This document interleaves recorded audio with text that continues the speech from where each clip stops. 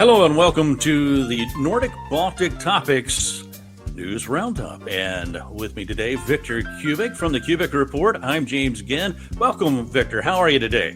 Thank you, James. Good to be on here with you again. I appreciate these podcasts and times with you. I'll tell you what, since we've done our last podcast, the world has changed. There's been a lot of things going on, and it seems like not a week goes by without something earth-shattering taking place. So glad to be able to get on here and discuss it with you and give a perspective to our listeners that maybe they haven't heard anywhere else. I know, and we're just all very, very moved not only by what's happening in the world, but how it affects us personally, since some of us have nationality backgrounds to those parts of the world.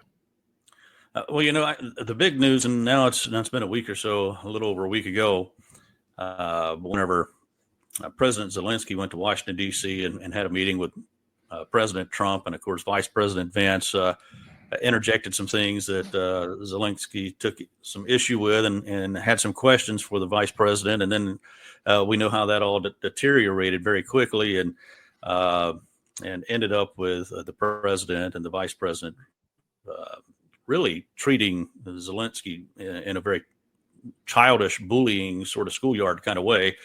And as soon as I saw it, I thought, as someone who spends, or since I don't know, about 2010, I guess I've spent about half of my time in the country, half of the time out of the country of the United States, roughly. I mean, not exactly, but you get a perspective from an international perspective, and I realized immediately this is going to be a major moment in history. We're going to look back in history at this event. And we're going to say this is what changed the world, and that seems to be the case. And in fact, I thought it might take a little longer than it did. But I mean, before the weekend was over, this was on a Friday. Before the weekend was over, we had the president of the European Commission, Ursula von der Leyen, come out and say, "Hey, you know what? It's time we rearm Europe." We had the vice president of the commission, of course, Kaja Kallas, come out and say, you know what, the United States has shown essentially, and I'm paraphrasing here, they're no longer fit to lead the world, and the democracy in the world, the free world, I think is the word she used, needs new leadership, and Europe is ready to step up. What do you think about that? Well, the thing is that it's just very tragic to see what's happening to the way the world feels about the United States. We talked about the United States before this incident not being loved by a lot of parts of the world. And if we think that this is going to change the way the world feels, yes, it will, for worse. They'll disrespect us even more. They look upon us as ruffians, cowboys, and people who are immature, who have a low emotional quotient, who don't understand politics. In fact, in listening to Ursula von der Leyen and Kaja Kallas, you have people who speak cogently, logically, sensibly. And I just hate to be one to cheer them on, because knowing how prophetically Europe may become, it's frightening to see these people that are sounding so sensible reacting toward the United States. And since that incident with Zelensky being kicked around like a little puppet there between those big tough guys, things haven't gone very well. Now they're talking again, but I'm not sure where it's all going to end up. Right, and there will be people who, of course, are loyal, diehard supporters of President Trump, and of course, we sort of take a view that we don't really get into supporting one political candidate over the other. So Trump, we give him credit where credit is due. He's done some good things and continues to do some good things for the United States. But this situation in isolation here, just taking this particular situation, it was a terrible move for foreign policy in for the United States. And what happened now is not only is Europe looking at a very negative light to the United States and saying we can't rely on the United States. We've got Russia on one side and the United States on another, and we have to do something to defend ourselves against both, potentially. But we've united Europe in a way that Europe has never been united, at least in my lifetime. And we've united Canada against us, one of our closest friends and loyal allies. And what we're seeing is countries that were very friendly to us are now being very friendly to each other and excluding us. In fact, I saw just a few days ago where the Ursula von der Leyen, they had a meeting in Europe, and she called and said, I'm going to brief our friends. And she briefed countries like Canada and other countries, but the United States is not one of those countries. Huh. You mean she left it out? Yes. Wow. So, interesting developments, and just kind of looking at what's going on over there, because I think a lot of people don't realize what's happening, and we'll talk a little bit about the biblically prophetic significance of it, because I think a lot of people are absolutely blind to that perspective. Particularly today, people are biblically illiterate, and they just don't follow it. They don't know. They don't realize that the Bible is full of prophecy that has been fulfilled over the years. Step by step by step, since it was written, things that it foretold would happen, and they've come about, and they've happened exactly the way the Bible indicated it. And it talks about what's going on right now. So we'll get into that a little bit later. But just to kind of get into the events themselves, Ursula von der Leyen, she said, Europe is ready to step up. She said, we must invest in defense, strengthen our capabilities. We've got to take a proactive approach to security. She said, we're taking decisive action, presenting a roadmap for Readiness 2030 with increased defense spending, important investments in European defense industrial capabilities, and we must buy more European, which means this is going to hurt the U.S. defense industry, because they've had record sales with this war in Ukraine. But guess what? Europe is saying, hey, it's time we spend all that money here in Europe. Right. No, it really is amazing that Europe, really nation by nation, cannot step up in defense. They'll be forced to form a coalition, an alliance, a union of nations, which they have always tried to do. It's never really come around because the nations are so different from one another. But when they have one big common enemy, as they have now with Russia, which is very foolishly pursuing the type of aggression that it has, really senseless aggression, but that's part of their nature. They can't help it. The Russians, they just can't help themselves to be aggressive, to want to look at Estonia not as just a friendly country that's on the Baltic seashore, but as something that they want to have. They want to have what they do. And what Estonia has is even better than what's Russia. When Estonia was made an independent country and there were still Russians living there, which there still are, about a third of the country is Russian, the people didn't want to go to Russia because they like the nature of not only the Estonian people, but just the environment and the climate. And that's the thing that's very troubling to me, to see this development. Europe's not going to have it, right? They're not going to have Russia come in and take Ukraine. They're pretty clear about that. They're pretty clear they want to be involved in any process for peace with Ukraine and Russia, because they're not willing to sell the farm just to have peace at this stage. And they're talking about building an EU-wide market for defense equipment. They're pretty serious about this. Absolutely. And also, I think that they look upon one thing about the Europeans and even Russia, they look upon Americans as being naive. President Trump is getting a lesson in Russian diplomacy 101 as to how truthful they are and to how they engage in diplomacy. They looked upon the former president as someone who was totally out of touch with reality and very, very simplistic. Barack Obama, and they don't look to Trump as anything better. They look upon him as a businessman who wants only a big cut for himself. That's how they're kind of working him. That's how they're playing him.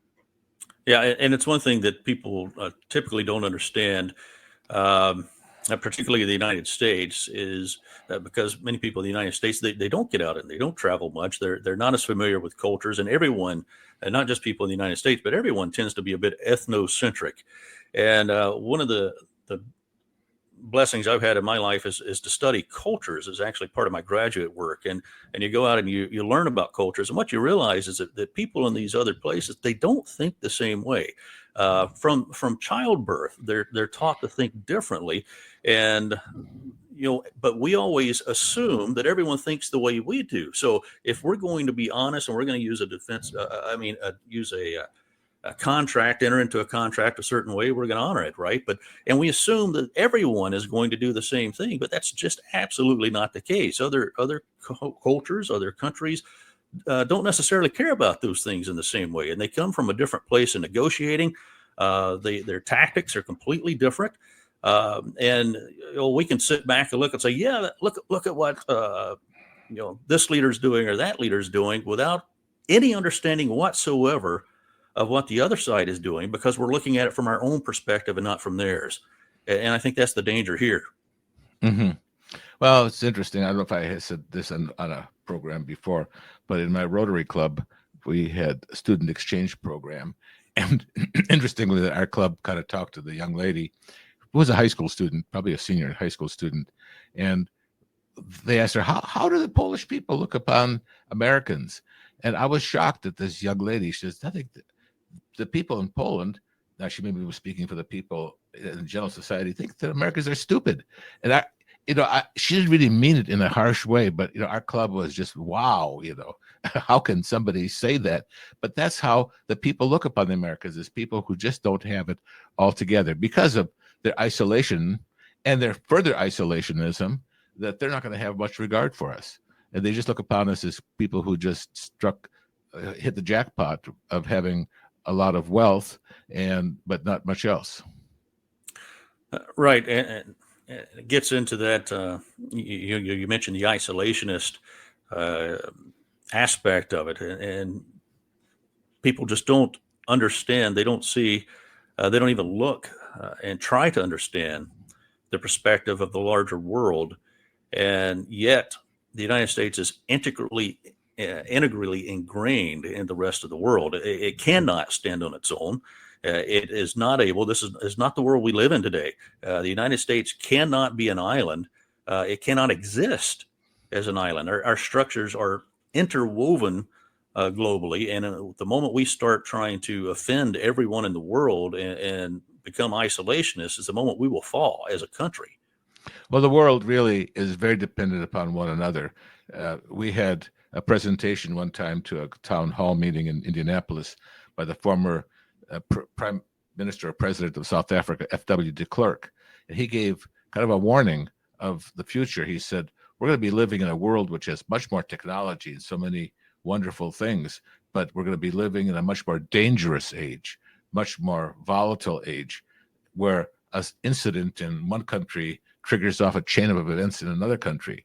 And he gave examples of how certain incidences, this was back in the Clinton era, of how there was a rumor, or the fact that Clinton had an affair there at the White House, and he said that news caused the stock market to dip very, very severely in South Africa. Just incidents like that you wouldn't think would have much effect, he says, but every day we could take a look, how the world reacts. In the first place that it seems to react is the stock market, and then in other ways. Yeah. And we're spending a little time talking about things in the United States, and we're in the Nordic Baltic Topics podcast here, right? We spend a lot of time in that part of the world in about 3 months at least, it seems like every year. And so we spend considerable time there, and that's the show is about Europe and about the Nordic Baltic region, but we want our friends everywhere to understand the implications of what's happening here in the United States. That's why we're spending a little bit of time talking about that at the moment. Mm-hmm. But people really need to understand that the actions that are taking place have an impact, and they're going to they not only impact the rest of the world, but because they're impacting the rest of the world, they're going to have an impact in reverse, coming back the other way. Mm-hmm. And that's sort of the point I think we're trying to make here. But continuing along here, I want to get into the next part of this Rearm Europe initiative. It's one thing to say it, it's one thing to brand it, which they've done. They've branded it now. They've got a logo. Once you got a logo, it gets real, right? Mm-hmm. So Rearm Europe is a real thing. But now they've come out with the Readiness 2030 initiative, which is going to enable spending over 800 billion euros structured around the following pillars and in the Rearm Europe process. It's going to unleash the use of public funding in defense at a national level. The Commission has invited member states to activate the national escape clause of the Stability and Growth Pact, and that's going to provide them additional budgetary space to increase their defense spending. They have a new dedicated instrument for security action for Europe. That's called SAFE, Security Action for Europe. And the Commission will raise up to 150 billion euros on the capital markets to help EU member states rapidly and sustainably, or rather substantially, increase investments in Europe's defense capabilities. And I'm reading this actually from the white paper that they've released on this. It says SAFE will allow member states to immediately and massively scale up their defense investments through common procurement from the European defense industry. So we're talking about sort of a federalized approach here for the European Union and building their military, though they don't really like to use that word. A lot of people are calling for a federalized approach right now. This will contribute to ensuring interoperability, predictability, and reducing costs for a strong European defense industrial base. And then thirdly, they're going to leverage the European Investment Bank, and they're going to mobilize private capital by accelerating the Savings and Investments Union. So right now, the European Investment Bank, they can't, or they haven't been able to fund military things unless they were dual use items, right? But those are being, those guardrails are being lifted, and it's going to allow the European Investment Bank to lend to defense and security projects, unlocking substantial funding for that. And then they have the Savings and Investments Union strategy, which the Commission adopted yesterday, to make it easier to mobilize private savings into more efficient capital markets and channel investments into critical sectors of the economy, like defense, of course, for those who want to invest in them. So they've got a plan, and they're moving forward. And what's striking about this is that about a year ago or less, people talked about how Europe's economy is a mess, how countries are really stretched, and it seemed like they're not going to be able to do anything. But it seems that when it comes down to defense, war, and security, all of a sudden, kind of an animal rises out of the pit here and seems to find all the means to accomplish what they need.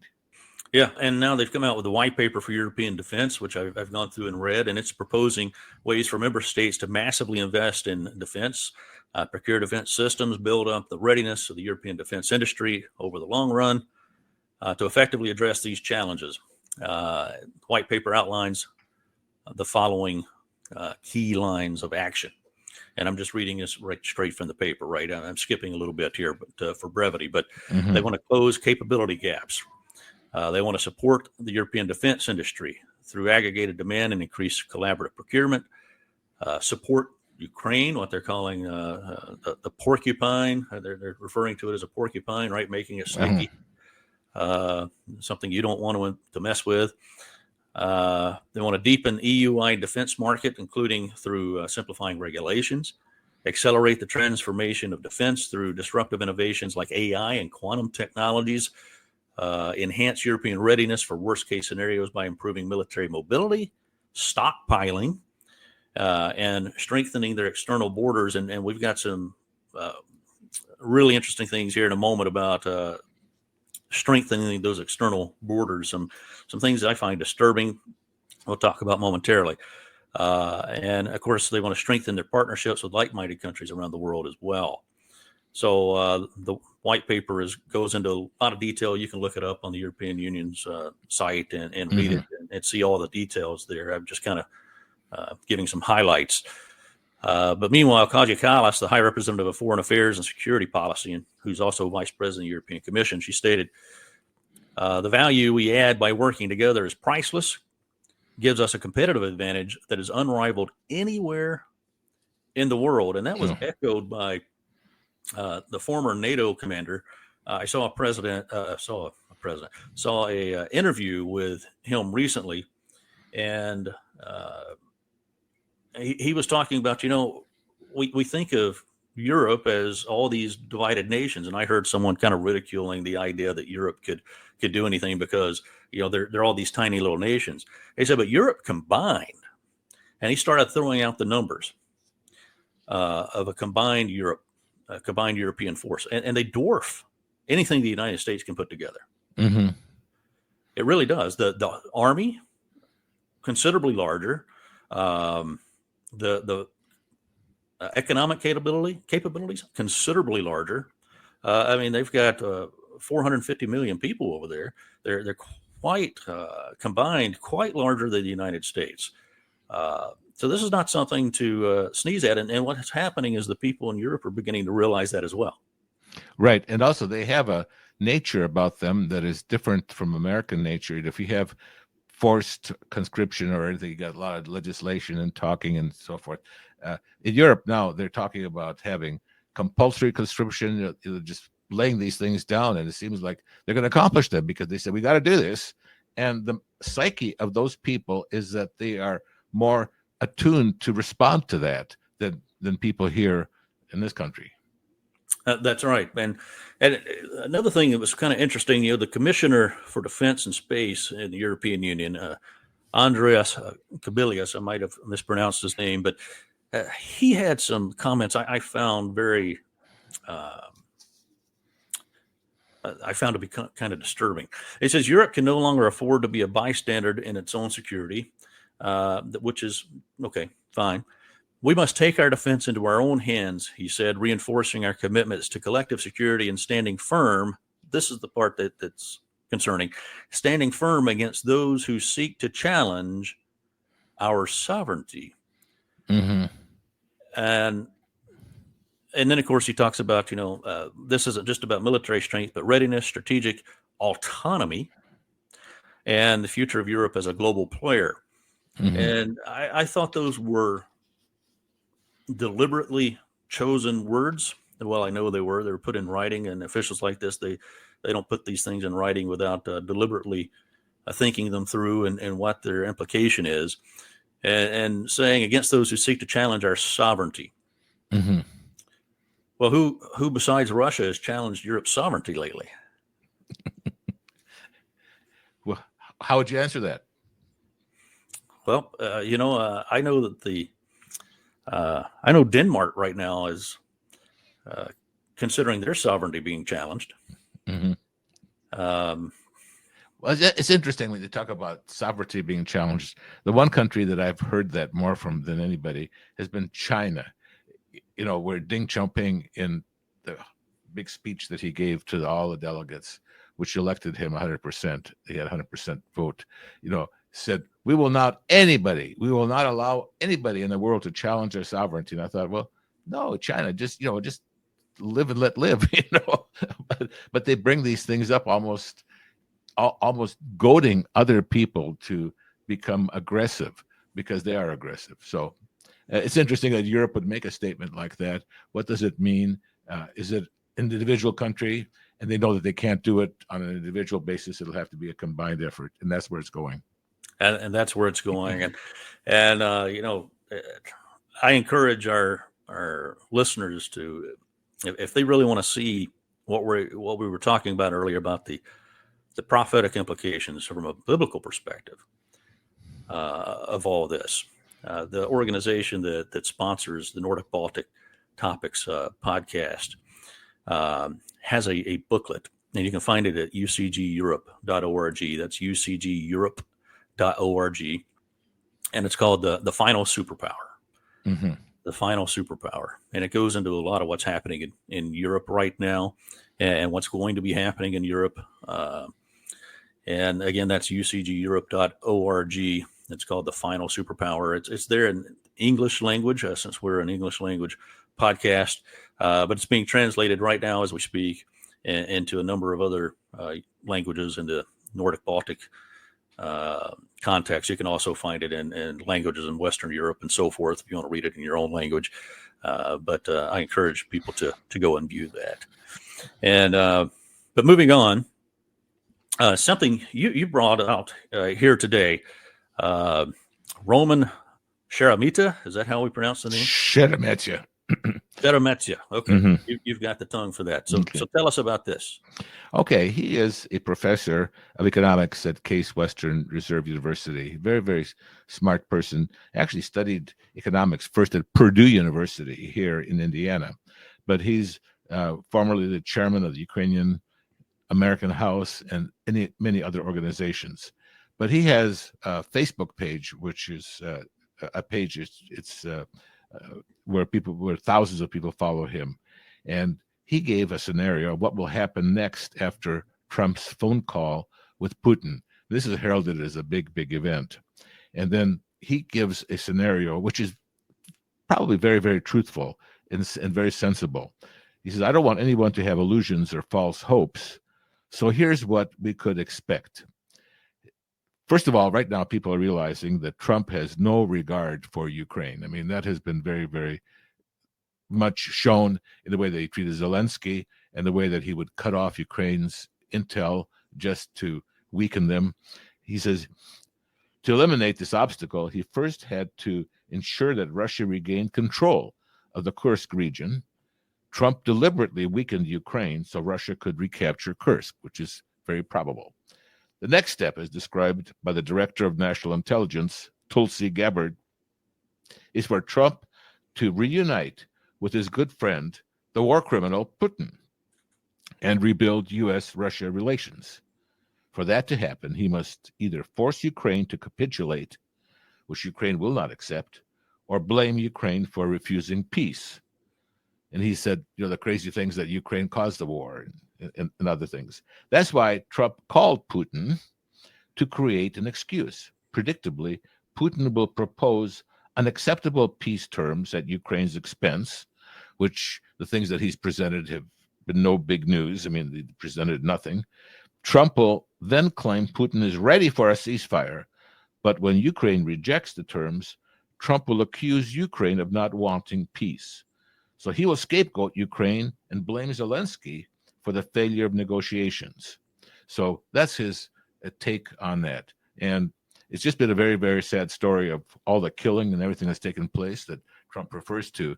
But it's the boys who are dying that every day, hundreds and hundreds of them in this war as the politicians duke it out. Yeah. And, I know a lot of folks will look like, okay, yesterday, I think 175 Ukrainian soldiers were returned, and I think about 22 more are coming. And they'll look at some of these moves and think, oh, look, see, it's working, and what Trump is doing is great. But this is chess, right? There going to be moves here and there to keep up the illusion of things. But one thing Putin has clearly shown is he is not willing, particularly, to give up Crimea. He's not willing to give back up the eastern provinces of Ukraine. He's just not going to do it, and he's made no illusion that he's going to do it. And what I believe, this is my opinion. We could be proven wrong, of course, but I think that Trump is just basing his foreign policy in this matter on hopes and wishes rather than on the reality of what's actually being discussed and said by the people involved. You cannot trust a single word that Putin says. I mean, the Jimmy Carter says, well, we're learning so much about the Russians. And others, have said what we're learning about the Russians. Well, we could just learn to see what they've been like for the last 300-400 years. And we find them to be untrustworthy. We find them to be imperialistic, aggressive towards the people around them. And that's been the whole story. So there's no way to really negotiate. And he does more with sanctions than anything else. Well, I remember, a week or two ago, or whatever it was, President Trump was up there and he was going on and on and on about how he had such a good relationship with Putin. He was good friends with Putin, and and the whole Hillary Clinton thing, that boy, Putin endured all that with him, and all these false accusations against Trump, and they were just buddies. They endured this hazing together, right? Mm-hmm. And one thing I thought about was a interview, and few years back with Putin, where an American reporter was talking to Putin about some things. I can't even remember the context anymore of what the discussion was, but he said, don't you think that these things are essentially your actions are going to be taken the wrong way or maybe offensive? They're not very friendly. Talking about his international actions, to people in the United States. And Putin's response is what I want to focus on here. And he said, I'm not your friend. He said, I'm the president of Russia. Mm-hmm. And very clearly, he says, my job is to look out for the interest of Russia. I am not your friend. I'm the leader of Russia. And that was his perspective on it. So I think President Trump would be good to, take note of that. Yeah, make Russia great again. Yeah, he has an agenda, right? And he has a worldview. He's looking out for what he believes is in the best interest of Russia, which of course is his expansionist ideologies, which he's doing right now. And you can see it from his perspective. If you stop for a moment and look at it from his perspective, he thinks, hey, I'm rescuing. He thinks of himself as a hero. He's rescuing Russian-speaking Slavic people. He's making, like you said, making Russia great again, right? He's going into regions where the people speak Russian, who maybe have some ethnic Russian. He doesn't care how they got there or what borders they lay in. It's his job to go and rescue them. Mm-hmm. And so if you look at it from his perspective, rather than from a Western perspective, you can see why he's not interested in negotiating the way that the Western leaders want him to. Mm-hmm. And he's not going to. But people keep kind of throwing this false hope around while things just continue to deteriorate. Well, the only thing that and the Ukrainian leaders see this; they understand it. They know it. They know it very, very well. That's what they've been a part of that. Yeah. They've been a part of that. Yeah. So anyway, interesting, and in relation to that, of course, other nations that have been under the sphere of Russian influence during the Soviet times and so forth are also they're also aware of these tactics, and they're not willing to negotiate. They're not taking things lightly. They're not looking for a peace process to just solve everything and a ceasefire to just solve all the problems. Poland, for instance, and you made allusion to this a little earlier, but Polish Prime Minister Donald Tusk announced that his country is preparing large-scale military training for every adult male in Poland. According to the BBC, Tusk said that the Ukrainian army has 800,000 soldiers, and Russia has about 1.3 million. So Tusk wants to increase the size of the Polish army, including reservists, to 500,000 from about 200,000 now, which of course would even the odds, right? He's looking at that thinking, well, 800,000 Ukrainians, 500,000 Polish, we're equaling the size of the Russian army. And Tusk said women may also undergo military training, but he believes war is still the greater extent the domain of men. But Poland's also examining France's proposal to include Europe under its nuclear umbrella, and is planning to increase its own defense spending to 5% of GDP, far more than what we spend in the United States. Interestingly, we talk about what people think. Can you imagine if the United States suddenly said compulsory military training for every man? Mm-hmm. What would the outcry be in the United States? And yet they just did a poll in Poland to see what Poles think about compulsory military training and whether it should be introduced. It was conducted by the Institute for Market and Social Research for one of Poland's leading daily news outlets. And 55% of the population was in favor, with 21.9% saying definitely, absolutely yes. Another 33.1% saying, yeah, probably we should do that. So about 55% of the population was in support. Only about 8.5% said definitely not, with another 27.3 saying probably we shouldn't do that. And the remaining were just unsure. So a different mindset that Western leaders don't tend to understand. No, they don't. Just this was a similar state of affairs in World War II, where we have to take action, we have to do something, and people got excited. They were enlisting in record numbers. World War I was that way too. We've got to go over there, over there. We've got to fight these. You got to fight, the Kaiser or whoever. We have Western leaders who are, and when I say Western leaders, I think the only one here, of course, is President Trump. So I should say President Trump and not say Western leaders. But, he thinks a ceasefire is going to be the solution to everything, and it's going to lead to all this peace. But when we look at the people in Eastern Europe, the Ukrainians, the Poles, the people who've lived under this influence, they don't see that as peace. They understand the occupation, and that's something that people, I think, in the United States who are supporting Trump particularly don't realize. They think, oh, well, peace is a great thing, a ceasefire is a great thing, no one's dying. But over in places like Poland and Ukraine, people are literally signing up to die in order to prevent being occupied by Russia, because they understand what that means. They grew up in that system. They knew that system. They were familiar with it, and they don't want to be a part of it. They don't want to have anything to do with it, and they're literally willing to go and die rather than accept a ceasefire that's going to put these onerous things on them, and then allow for a future attack from Russia. James, I talk Ukraine quite often to the people that we help and support. We do have good communications, and I'm just amazed as to how strong they are in the way that they talk. Here, their town is bombed. A cruise missile, hits them, 1 kilometer away from them, and they're just strong. They're sweeping up the sidewalks, from the glass.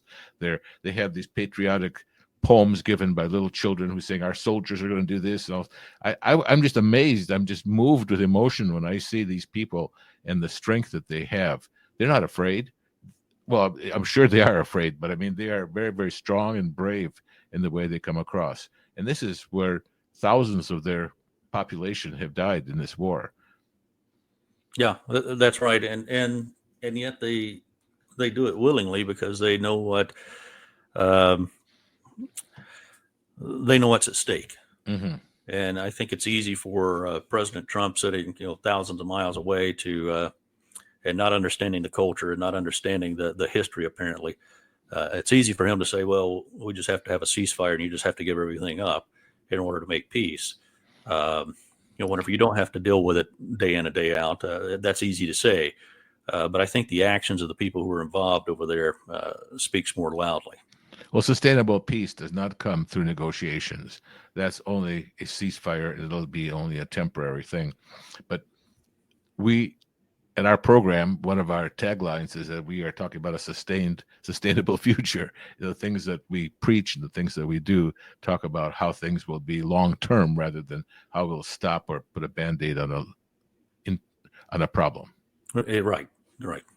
And another country over there that's affected in the Baltics, Estonia, which we spend a lot of time in, and in fact, I'll be traveling to Estonia here in the coming days. They've announced this week that they'll be increasing their own defense spending to 5% of GDP, and not only that, but they're going to be working to develop deep strike capabilities and electronic warfare.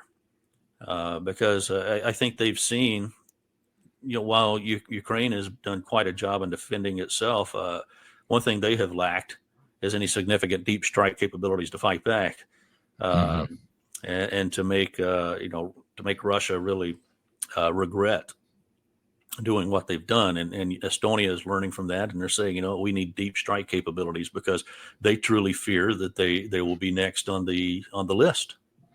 Well, Estonia has some of the most brilliant computer technicians of all. I mean, they're leaders in the world in that way. And deep strike for them is not that far off. I mean, they're 3-hour car drive from Leningrad, or St. Petersburg, I should say. They're very much on the border of Russia. And our office over there, is 40 miles as the crow flies from Russia. Yeah, and Tartu, yeah. So they're on a military footing. They're on a war footing over there, no doubt about it. and a peaceful place, a great place to go visit. But the leadership is not taking for granted that everything is going to be roses from here on out. They are preparing. Mm-hmm.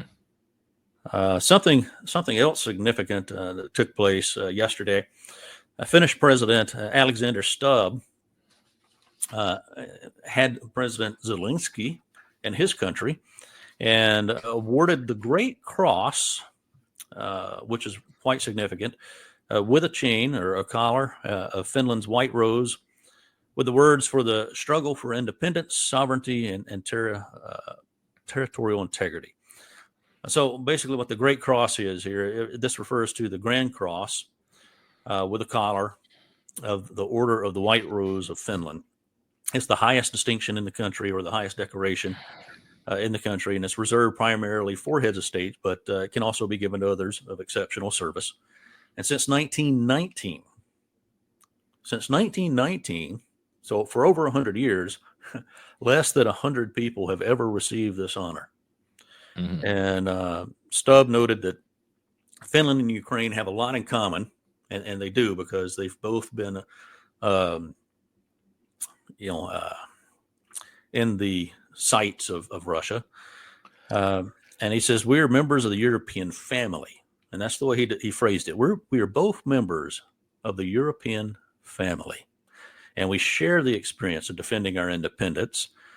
And meanwhile, Prime Minister Petteri Orpo, he met with Zelensky and reiterated that, quote, it is not possible to negotiate about Ukraine without Ukraine, nor about Europe without Europe.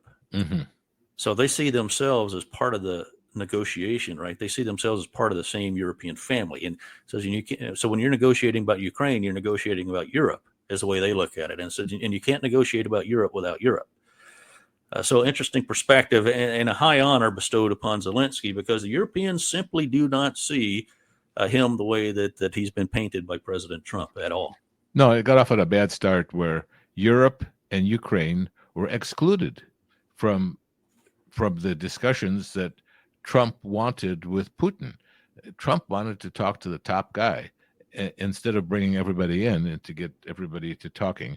And I know that Putin, I can't imagine just how much he has derided or he has frankly laughed about the way that this whole thing has come about. He's just sitting there just gloating with the successes that he's had from people who want to appeal to the higher nature of man. Putin has no higher nature, so there's nothing to appeal. There's nothing, zero. Well, and there's blame to go around on all sides. There always is, and there will be people who will point to things that Ukraine has done and things that they feel Russia was justified in some of its actions, and there'll be things that they look at the United States and they look at the West and say Western leaders want certain things, so they're allowing certain things and setting up certain things. There's plenty of conspiracy theories to go around about every side, and there's probably truth in all of it. And we're not really making judgment about any of those things one way or the other. We're looking at what's happening, what the facts on the ground are, and how it plays into what biblical prophecy says is going to happen. And we're looking at things that are happening right before our eyes, and just not making judgments about what people's motivations were to get here, but at the reality that we're facing and the conflicts it's causing in the world. So whatever side you fall on some of these issues politically or just in your opinion or whatever the case might be, the facts are the facts, and this is the world we're in, and this is what the leaders are saying. These are the actions that are taking place, and that's what we're trying to make note of here, so everyone's aware and people can prepare for what is potentially ahead. And we're trying to present a story, a narrative to you of what's going on. And then we are also trying to prepare a narrative of what we should be thinking and what we should be doing. That's part of the preaching the gospel for a more sustainable world. Exactly. And as for this relationship between Finland and Zelensky, it goes deeper. He accompanied President Stubb to the largest shelter in Helsinki, which can accommodate 6,000 people. and noted that Finland has very good experience in building civil shelters. So the countries signed a document while he was there yesterday with intent that launches the establishment of a civil protection shelter coalition.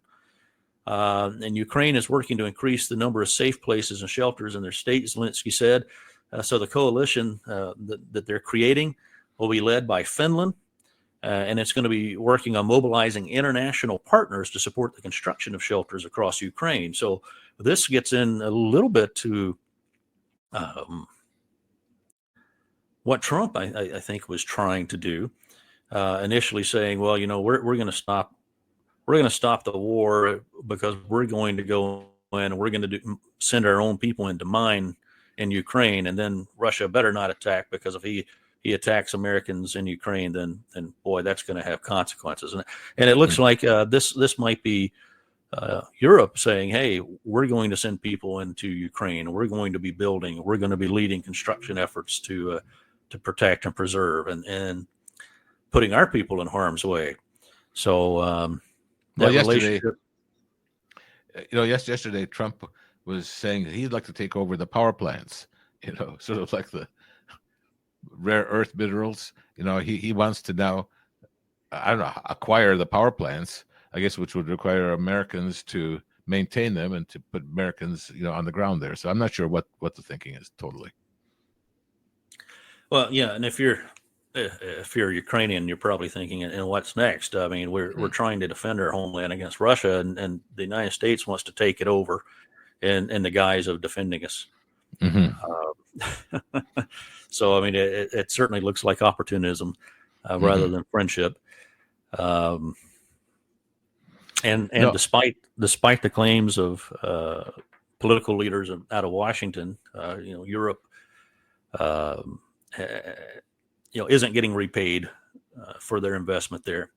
They're investing in their own security, and so a lot of things, a lot of misinformation around that subject and around those issues. But we mentioned earlier about how Europe is really working to increase their border security, and I said, and there's some things that are happening that are concerning to me about that. Here's part of that. Iveco Salina, Prime Minister of the Republic of Latvia, announced this week that her country, and not Latvia alone, but also Lithuania, Estonia, and Poland, so all three Baltic states and Poland, are beginning the process of withdrawing from the Ottawa Convention. Mm-hmm. Now, for those not familiar with the Ottawa Convention, that's the convention that bans the use of anti-personnel landmines. So the landmines are being used right now on the border with Ukraine and Russia. And in fact, I know someone personally from Ukraine whose brother just a few weeks ago lost his leg to a landmine while defending Ukraine against Russia. And these landmines, they don't remember where they all are. And these things will stay in the ground. And even after the war is over, they will continue to kill people. That's why people agreed a long time ago, hey, the use of landmines is really not wise. But here we see those on the eastern flank of Europe, the countries saying, you know what, it's time for us to put landmines on our border. So they're withdrawing from the Ottawa Convention. Poland is taking an additional step, and they're considering withdrawing from the Dublin Convention, which bans the use of cluster munitions. So, and again, I said at the beginning, I looked at this, how Trump treated Zelensky in the White House, and said, this is going to be a sea change moment, right? And the result is, and all of this is stemmed from that. Every bit of this stemmed from that event. And the result is the world is now unsafer, and it's getting more and more unsafe. And we're unwinding years of progress, and going back to finding more efficient and effective ways to kill each other as a result. Yep. It's, I know that we work with a Ukrainian farming nonprofit, and one of their big troubles that they had for production of wheat was down so much last year was not just the war, but just the fact that they can't go into these fields because of the mines. And that's going to be a problem even after the war, where they'll have to clean that area up. They'll have to go through with minesweepers, slowing everything down. It just slows everything down, besides the danger of explosion. Yeah. And it just will be for a long time. And, the people who, a lot of times the people who find these landmines that are left over are children. Because they're the ones that get out and run around and play. And like you say, farmers and people who have no interest in the war whatsoever. Those are the ones who are going to suffer from these types of things. So sad to see that. Meanwhile, Europe is also increasing their digital capability. In fact, Digital EU, which stands for the Digital Europe Program, has announced 6 newly selected AI factories this month that'll be hosted in Austria, Bulgaria, France, Germany, Poland, and Slovenia. So, this is a European-wide project. And together with the first selection back in December, where they selected 7 AI factories, 2 of which, of course, are in Nordic region. We have Finland and Sweden. These hubs foster innovation, collaboration, and development in the field of artificial intelligence, and will bring the key ingredients for AI innovation: computing power, data, and talent. That's what they're looking to develop. Powered by EU's network of supercomputers, it says AI factories will unlock the potential of artificial intelligence in Europe with an overall budget of about 8.1 billion euros. Digital EU, sometimes referred to with the acronym DIGITAL, provides strategic funding. It supports projects in key capacity areas like supercomputing, artificial intelligence, cybersecurity, advanced digital skills, and ensuring a wide use of digital technologies across the economy and society. And of course, we already saw earlier, one of the things they're looking to develop for military capacity is they're looking to develop cyber warfare as well. And this will all, of course, pave the way for that. One of the locations chosen back in December was in Finland, where you can find Lumi, Lumi, which means snow in Finland. But Lumi is actually the most powerful supercomputer in Europe, one of the fastest supercomputers in the world that's being used in this initiative. So Europe is really broadening the scope of what they're doing and increasing their capabilities across the board.